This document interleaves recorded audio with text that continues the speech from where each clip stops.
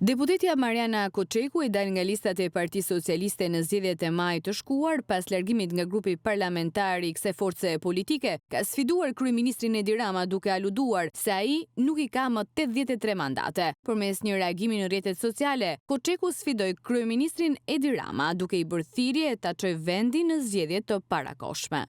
Nuk ua ka marrë mandatin e deputetit, ma keni marrë ju mua për 10 muaj rresht. Tash mandati ka ardhur në vend të vet. Nëse jeni kaq të sigurt që unë nuk fitoj pa ju dhe ju i keni plot 83 mandate, atëherë shpërndajeni parlamentin. Shkojmë në zgjedhjet parakohshme dhe masim forcat se kush fiton çka.